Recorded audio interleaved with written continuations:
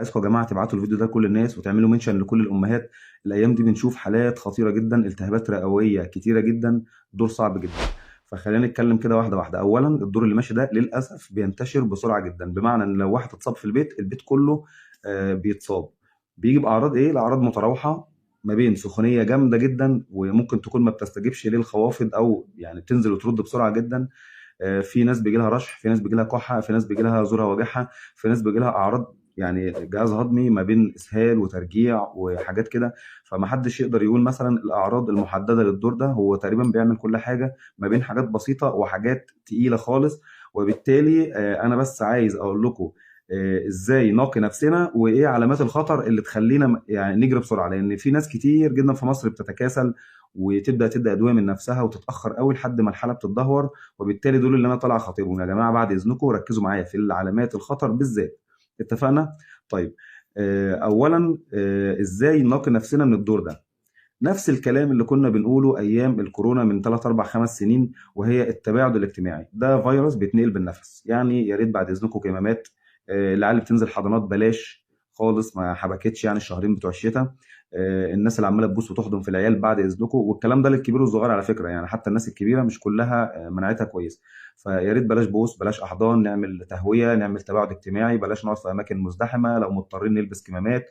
نغسل ايدينا، الكحول يرجع يشتغل تاني، نخش نقلع هدومنا الاول ونرميها في الغسيل، نغسل وشنا ونغسل ايدينا. الكلام اللي احنا قلناه ايام الكورونا هو ده الوقايه دلوقتي. نضيف على الكلام ده بعد اذنكم سوائل دافيه كتير جدا، فيتامين سي كتير، وده الموسم بتاع الجوافه والبرتقال. الجوافه فيها نسبه فيتامين سي اكتر من البرتقال والسفندي زي ما انتم متخيلين. الناس اللي بتنسى فيتامين د بعد اذنكم، حتى الكبار يا ريت تاخدوا فيتامين د. الناس اللي عندها انيميا تعالج الانيميا، بلاش نهمل. احنا قلنا الاطفال لحد 12 سنه لازم كل سنه مره صوره دم، نطمن ان الانيميا كويسه، لان غالبا ما بتطلعش كويسه. فاللي عنده انيميا مناعته هتبقى وحشه جدا. فدي كلها من الحاجات اللي تخلي الدنيا يعني احسن شويه زي ما قلنا. نتجنب السقعه على قد ما نقدر. في امهات بتبقى عندها مثلا طفلين ثلاثه، فبتنزل كل يوم الصبح توصل الطفل الكبير للمدرسه او الحضانه، ومعاها بيبي صغير رضيع بتاخده على كتفها وهي رايحه ولا جايه. فده خطر، يعني ان طفل صغير يتعرض كل يوم للسقعه، هو ده سبب المشاكل. تقول لك اصل بقفل له وبدفيه كويس. الكلام ده مش هيحميه. فبعد اذنك لو تقدري ان انت ما تاخديش الطفل وما تخرجيش بيه الساعه، يا ريت. لو خارجه بالليل رايحه لمامتك، يعني كلمها في التليفون، والشهرين دول بعد اذنك اقعدي استخبي انت وعيالك عشان ربنا يستر. اللي عنده طفل سليم النهارده يخبيه، لان فعلا الدور اللي موجود دلوقتي ما بيهزرش. واحنا كعادتنا كمصريين دايما بنروح نكشف متاخرين. طفل يكح والام عماله تجرب في ادويه يمين وادويه شمال لحد ما الالتهاب الرئوي يخلص على الواد، وتلاقي رايحه تجري على المستشفى او للدكتور بعد ما تكون الدنيا اتدهورت وفرصه العلاج بتكون صعبه. وبنشوف قصص تحزن، انا كنت بقول لكم عليها كل سنه بس بطلت اقول، علشان خاطر الناس بتخاف تقول لك الدكتور ده بيقعد يخوفنا. انا مش بخوفكم، انا عايز ان احنا ما يحصلناش كده، يعني بوعيكم ان انتوا اتحركوا بدري او اعملي الصح بدري. ما تقعديش ابنك كح لازم تكشفي، ما فيش حاجه اسمها بيكح هديله ايه، مفيش حاجه اسمها كده في الدنيا. يعني بيكح والله ممكن تروح تكشفي، الدكتور يقول لك ما تقلقيش بسيطه خالص. وممكن الدكتور يقول لك لا اجري على الطوارئ، ده لازم يتحجز دلوقتي في الرعايه مثلا. في احتمالين وهو نفس الكحه.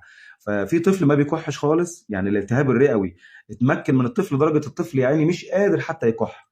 فطبعا الام شايفه الواد كويس ما بيكحش، سخونيه بس، سخن وما بيكحش كده ايه عادي صح؟ لا، ده التهاب رئوي وصل لمرحله ان الصدر نفسه مش قادر يكح. الواد يعني خلاص بيخلص.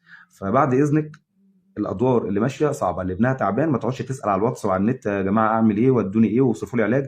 اجري اكشفي. بلاش نستخسر في عيالنا وصحه عيالنا. احنا بنصرف فلوس في السجاير، بنصرف فلوس في النت، بنصرف فلوس في كلام فاضي كتير، وتيجي عند الواد وتروح تنزل الصيدليه تجيب ب 200 جنيه دواء غلط. ونزلت لكم بوست من يومين، الام اللي راحت الصيدليه ابنها في بدايه البرد راحت جايبه بريتسول اللي هو كورتيزون، وراح جايبه سيفيكسيم مضاد حيوي ملوش علاقه اصلا، يعني لو اعتبرنا ده دور تنفسي ملوش علاقه بالموضوع. فصرفت فلوس بدون وجه حق خالص. فبعد اذنك اعملي الصح، انزلي اكشفي عند دكتور في المستشفى في الطوارئ. المهم تقابلي طبيب، ما تروحيش الصيدليه، لان اولا اللي واقف في الصيدليه يا اما مش صيدلي اصلا، وده غالبا بنسبه 80%، او حتى لو صيدلي هو ما يقدرش يفحص الطفل ويقول لك ده عنده التهاب رئوي او ما عندوش. وحصلت كوارث كتير وحكيناها لكم على مدار الشهور والسنين اللي فاتت. فبلاش ان انتوا تتعاملوا في الصيدليه على انها مستشفى. وللاسف الناس اللي واقفه في الصيدليات ما بيقولوش ما بنعرفش، يقول لها بصي وريني كده، يروح باصص في الزوره، اه ده التهاب، خدي مضاد حيوي وامشي يا سلام. فبعد اذنك في ممارسات كتيره خطا، ومين وحيد اللي بيدفع الثمن؟ انت وابنك. خلاص. فدي طرق الوقايه، التباعد الاجتماعي، سوائل دافيه، فيتامينات، نتشيك على الانيميا. كنا بنتكلم في الكلام ده من شهر 9 و10، اعمل ايه عشان احمي ولادي قبل الشتاء ما يجي. او الشتاء جه واللي خوفنا الناس منه حصل وبيحصل. فالناس لو بصت على الانيميا، الناس ما بتديش فيتامين د. قلنا ان هو اجباري لحد 5 سنين، ما حدش بيدي فيتامين د خالص، هو اخرها سنه وبتنسى، وحتى السنه ما بتلتزمش. الناس ما تعرفش عليها عندها انيميا ولا ما عندهاش. الناس ما بتديش تطعيمات اضافيه. الناس ما بتاكلش اكل صحي. قلنا السكريات والحلويات، الطفل اللي عايش ليل نهار على السكريات والحلويات مناعته هتبقى وحشه جدا. حلو. طيب، ايه علامات الخطر اللي تخليكي تجري وانت خايفه؟ يعني كده الطفل دخل في مرحله من صعوبه التنفس. رقم واحد، لو لقيت الطفل وهو قاعد بينت. يعني ايه بينت؟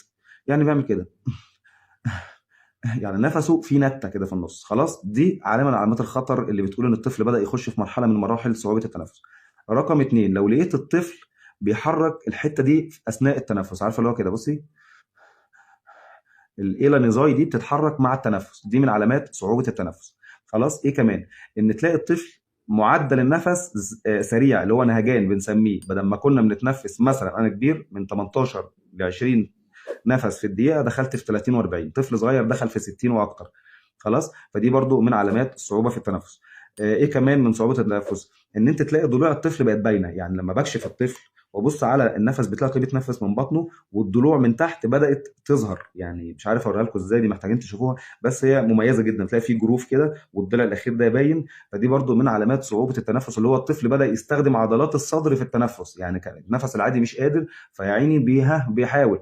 بعد كده المرحله اللي هو خلاص الطفل يعني ايه، مش قادر يتنفس، ودي بيتحط على جهاز تنفس صناعي. وعاده الام بتيجي متاخره جدا وعماله تجرب في مش عارف دواء اسمه ايه ودواء اسمه ايه ودواء اسمه ايه. فات اسبوع 10 ايام الطفل التهاب الرئوي خلص عليه، تروحي بقى بوريش. يعني حصلت السنه اللي فاتت والله، فبوريش ما رضيش ياخدوا الطفل. قالوا لها خلاص الولد، البنت كانت بنت يعني 6 شهور، وتوفت في الطوارئ خلال ساعتين. فبلاش معلش نستخسر، لان حياه الطفل تسوى ملايين. يعني كشف الدكتور ارخص بكتير من وفاه الطفل. الدواء اللي بتجيبيه غلط حرام عليكي. التحاليل، الاشعاعات، كل ده ارخص. تطعيم الاضافه اللي هو غالي، يعني التطعيمات الاضافيه النهارده كل حقنه داخله في 1000 جنيه وشويه، بس ده ارخص من اللي بيحصل لما الطفل يجي له مثلا التهاب رئوي ويتحجز في مستشفى، هتصرفي 20 30 الف جنيه ومش هتلحقيه. يبقى الحقنه ارخص بكتير. خلاص. فاللي انا قلته ده اسمها علامات الخطر. ايه كمان من علامات الخطر؟ السخونيه الجامده اللي مش بتنزل. يعني طفل سخن بس. في الادوار العاديه بتاع البرد تلاقي الواد بياخد الخافض شويه والحراره تنزل وشويه وترجع تاني، وفي استجابه للعلاج. فهنا بنقول يعني في امل. خد بالك انا بقول ده كله لمين؟ للام اللي مكسله تروح تكشف. لكن الصح ان انت تروح تكشفي. ابنك بيكح، اكشفي شكرا. مفيش اي جمله تتحط جنب القصه دي. تخش بقى الفيسبوك، ابني بيكح اعمل ايه؟ تبعت لي على الواتس، ابني بيكح اعمل ايه؟ روح اكشفي. ما هو بيكح، يعني بيكح عنده ايه الله اعلم. يعني بيكح مثلا عنده برد وسيط، ولا عنده التهاب رئوي بيموت فيه وانت قاعده مستنيه يعني لما يموت عشان نقول اه فعلا ده الواد كان حالته خطيره يا عيني. انت يعني ده الاختبار يعني اللي هنعمله؟ اكيد لا، مش هنعمل كده. فبعد اذنكم يا جماعه، خافوا على اولادكم. انا عارف ان انتوا بتخافوا على اولادكم، بس بتستسهلوا او بتتكاسلوا. مش دي الحاجه اللي بنتكاسل فيها. خصوصا الدور اللي ماشي بقى. الدور ده عامل زي الكورونا، انتشاره سريع قوي. بيعمل مضاعفات بسرعه جدا. يعني ادوار البرد العاديه كان ممكن يحصل التهاب رئوي بعد مثلا اسبوعين 3 من الاهمال. النهارده ممكن في يوم وليله تلاقي الطفل دخل في التهاب رئوي. خلاص. فده معناه ايه؟ ان ابنك تعبان، روح اطمني وامشي. بس يعني روح للدكتور، سلام عليكم، شوف لي الواد ده، يقول لك الواد كويس، خدي حاجات بسيطه وروحي، سوائل دافيه ويخف.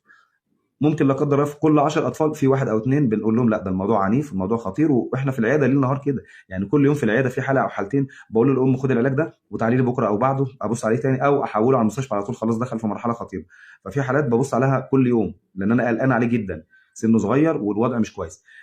انما في حالات والله اقول لها انت ابنك زي الفل، ما تقلقيش خالص، اطمني، روحي، ادي علاج، اعملي بس تباعد اجتماعي، تجنبي الساعه، ادي سوائل دافيه وحاجات بسيطه. يبقى العلاج حسب كل حاله. ما فيش حاجه اسمها الطفل بيكح هياخد ايه، كل حاله وليها علاج. فما حدش ينتظر من الدكتور او من واحده بتفتي على جروبات الفيسبوك انها تكتب لك علاج مناسب لابنك. انت بتضر ابنك ادام سالتي واحد مش فاهم، ومادام سالت دكتور حتى على النت. يعني في بعض الدكاتره للاسف بتكتب علاجات على الفيسبوك انا مش فاهم ازاي. يعني تخش ابني بيكح هدوء لا خد ايفي برونت مثلا.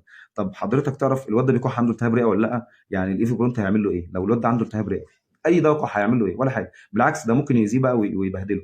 فانا ممكن اجاوبك، وانتوا شايفيني على الجروب ليل نهار بجاوب على الاسئله بتاعتكم اللي هي مجرد سؤال مش حاله مرضيه. عشان في ناس تقول لي يا دكتور انت ما بتساعدناش، كل ما اقول لك الواد تعبان تقول لي اكشف. يا جماعه اللي عنده سؤال هجاوبه، اللي عنده سؤال ليه اجابه هجاوبه. يعني الناس اللي بتسال عن الاكل بنجاوبها، الناس اللي بتسال عن جرعات الفيتامينات بنجاوبها، الناس اللي بتسال مش عارف عن ايه بنجاوبها، المصل بتاع مش عارف ايه بنجاوبه. دي اسئله ليها اجابه. ابنك عيان اكشفي، ده مش سؤال، ده حاله مرضيه محتاج يتفحص عشان يتقيم صح وياخد علاج صح. يعني ابنك بكحه لو قلت له خد الدواء ده ومات تاني يوم، انا هتحمل مسؤوليته مثلا قدام ربنا؟ مش سيبك منك انت، قدام ربنا. لان في القانون نفسه، القانون الطبي بيجرم الدكتور اللي بيكتب علاج بدون فحص ومناظره. في ماده في القانون لو عايزين ابعتها لكم، بتقول الدكتور اللي هيفحص، اللي هيكتب علاج لطفل من غير ما يناظره ويشوفه بعينه. ما انا ممكن اشوف حاجات انت ما انت بتقولي لي مثلا في تليفون او على الواتس ابني بيكح، طيب علامات صعوبه التنفس اللي انا شرحت لكم بعض الامثله منها من شويه، هشوفها ازاي؟ قولي لي. يعني الواد بينهج هشوفه ازاي في التليفون؟ خلاص. معلش انا بكلمكم لان فعلا الايام دي حالات كتير قوي قوي صعبه وبتصعب علينا، والواحد بيشوف الامهات وهي بتبكي وبتعيط بيبقى صعبان عليه، عايز يكلم بقيه الامهات المتساهله اللي لسه قاعده مريحه ابنها تلاقي منزله صوره صعبه جدا على النت، الواد منزل رغاوي من بقه ومنزله الصوره على الفيسبوك. يا جماعه قولوا لي اعمل ايه؟ روحي اكشفي، يعني هتعملي ايه؟ هو اختراع الدكتور ده جديد؟ انت لسه محتاره تعملي ايه ولا ما تعمليش ايه؟ انزلي الطوارئ ببلاش. يعني الناس بتتحجج اصل الماديات، والله جوزك بيشرب سجاير ب 3000 جنيه في الشهر، ماديات ايه؟ فالقصه مش قصه فلوس، الطوارئ ببلاش. انا واحد ببات نبطشيه او نبطشتين كل اسبوع في مستشفى ما، خلاص، وكل الدكاتره هكذا، قاعد بكشف على الناس ببلاش في الطوارئ. يعني انت اقرب مستشفى عام ليكي خشي هتلاقي دكتور اطفال قاعد مستنيكي. سيبك من المستشفى والاهتمام، اصل المستشفيات الحكوميه وحشه، سيبك من الشكليات، المهم قابلت دكتور اطفال قال لك ابنك كويس روحي. مفيش دكتور مهما كان مستوى المستشفى هيبقى ابنك في حاله خطر ويسيبه. على الاقل هيقول لك ابنك محتاج يتحجز ومفيش مكان فهتروح مستشفى تانية، هتطلع على بالريش مثلا، بس على الاقل قال لك في خطر اجري. فاهماني؟ انما قاعده مريحه في البيت وشغاله على الفيسبوك، ده ايه بقى؟ هتعالج ابنك على الفيسبوك ازاي؟ فده كده عك. فانا بتكلم لمصلحه ولادكم. تمام. اللي عنده اي سؤال يكتبه وان شاء الله هنجاوب. خلاص. اشوفكم على خير. اتمنى تشيروا البوست او الفيديو ده لكل الناس او اعملوا منشن في كل الناس عشان يشوفوا علامات الخطر وعشان يعرفوا طرق الوقايه من الدور اللي ماشي. ربنا يحفظ ولادكم جميعا، وما تنسوناش في الدعاء. وبعد اذنكم تفاعلوا مع فيديوهات الصفحه لان في حمله بتهدي كل صفحات الطب. فلما بتتفاعلي مع البوست او الصفحه ده بيخلي الفيديو او المنشور يوصل لناس كتير، فالتوعيه توصل لكل الناس. ربنا يحفظ ولادكم جميعا. شكرا.